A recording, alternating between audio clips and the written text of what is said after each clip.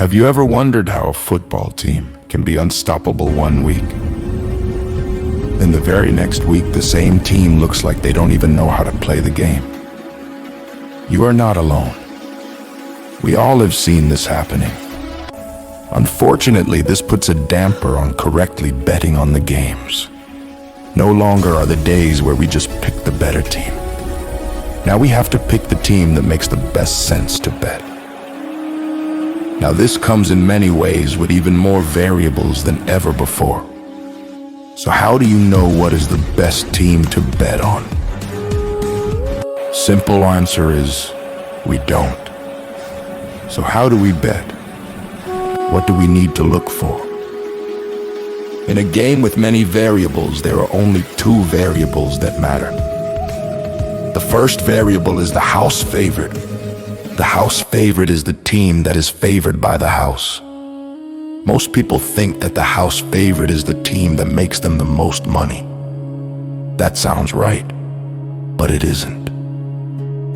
On the surface, they definitely want to make the most money in every game. But there is one element that people do not take into account. This element is the very reason that so many people lose. This element is a game changer. Once you turn this element in your favor, you begin to see your bankroll growing instead of shrinking. This element is seasonal gain. Unlike the bettor, the house could care less about what happens in one particular game. They care about the money made from the season. We the bettors play to win today, not for the season.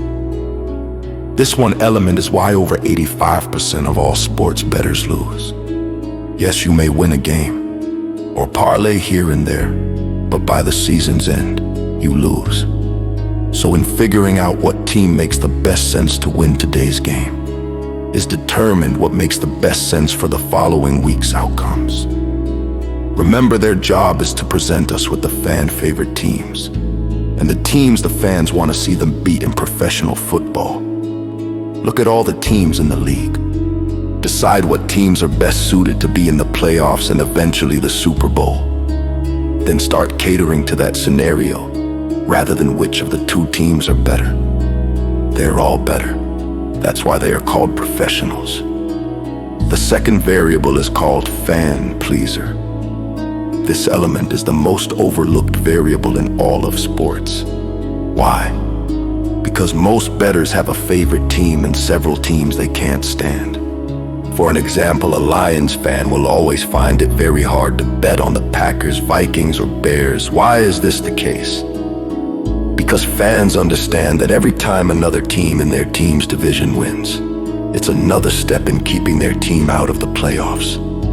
The other example of fan pleaser is to look at team sales. Merchandise sales play a major role in sports betting.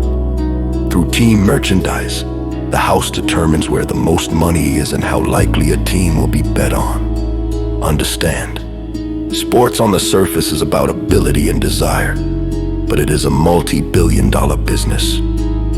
I hope this helps you look at how you're betting different, and maybe help you see today's games as they are and not what we think. You have asked more than once, how could a team that is 1-10 beat a team that is 10-1? The answer lies in what is best for seasonal profit, not daily.